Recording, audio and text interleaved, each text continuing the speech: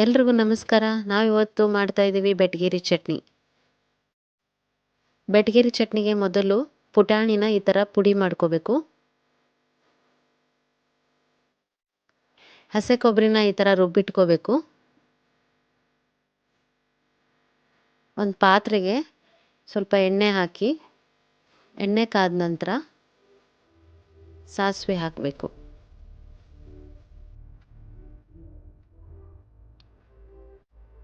ಸಾಸಿವೆ ಸಿಡಿದ ನಂತರ ಜೀರಿಗೆ ಹಾಕಬೇಕು.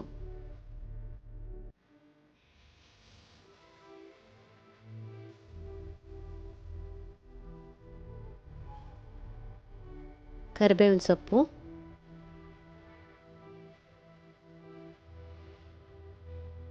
ಸಣ್ಣದಾಗಿ ಹೆಚ್ಚಿರೋಂಥ ಉಳ್ಳಾಗಡ್ಡಿನ ಹಾಕಬೇಕು. ಉಳ್ಳಾಗಡ್ಡಿ ಕೆಂಪಗಾಗೋವರೆಗೂ ಬೇಯಿಸ್ಕೋಬೇಕು.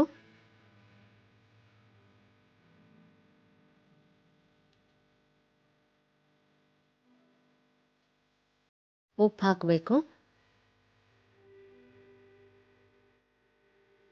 ಸ್ವಲ್ಪ ಹಸಿಮೆಣಸಿನ್ಕಾಯಿ ಪೇಸ್ಟ್,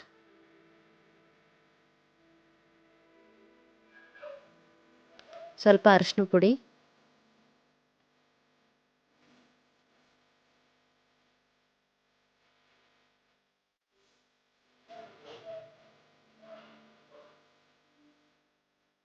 ಇದೆಲ್ಲ ಚೆನ್ನಾಗಿ ಮಿಕ್ಸ್ ಮಾಡ್ಕೊಂಡ್ಮೇಲೆ ಸ್ವಲ್ಪ ಬೆಲ್ಲ ಹಾಕಬೇಕು. ಈ ಚಟ್ನಿಗೆ ಸ್ವಲ್ಪ ಉಪ್ಪು, ಹುಳಿ, ಖಾರ, ಸಿಹಿ ಇದ್ರೇ ರುಚಿಯಾಗಿ ಬರುತ್ತೆ. ಇದಕ್ಕೆ ರುಬ್ಬಿಟ್ಕೊಂಡಿರೋಂಥ ಕೊಬ್ಬರಿನ ಹಾಕ್ತಾ ಇದ್ದೀವಿ. ಈಗ ಕೊಬ್ಬರಿನ ಚೆನ್ನಾಗಿ ಮಿಕ್ಸ್ ಮಾಡಿ ಅದು ಹಸಿ ವಾಸನೆ ಹೋಗೋವರೆಗೂ ಬೇಯಿಸ್ಕೋಬೇಕು.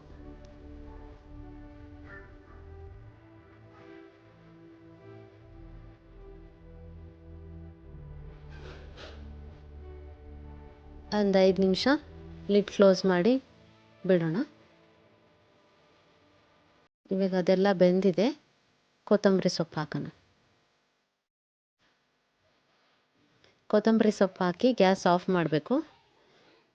ಗ್ಯಾಸ್ ಆಫ್ ಆದಮೇಲೆ ನಾವು ಪೌಡ್ರ್ ಮಾಡಿಟ್ಕೊಂಡಿದ್ವಲ್ಲ ಪುಟಾಣಿ ಪುಡಿನ, ಅದಕ್ಕೆ ಈ ಥರ ನೀರು ಹಾಕಿ ಕಲಿಸ್ಕೋಬೇಕು.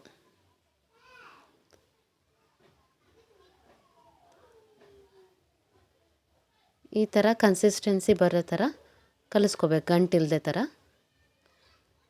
ಇವಾಗ ಒಗ್ಗರಣೆಗೆ ಹಾಕೋಣ.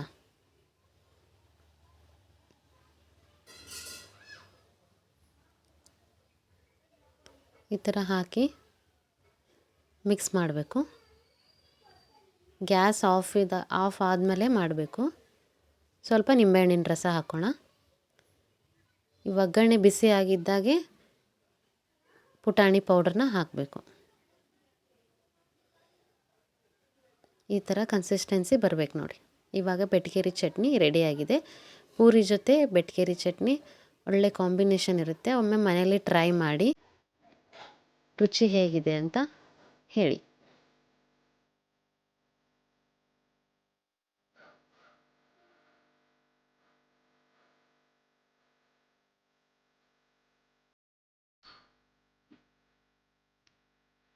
Thank you for watching.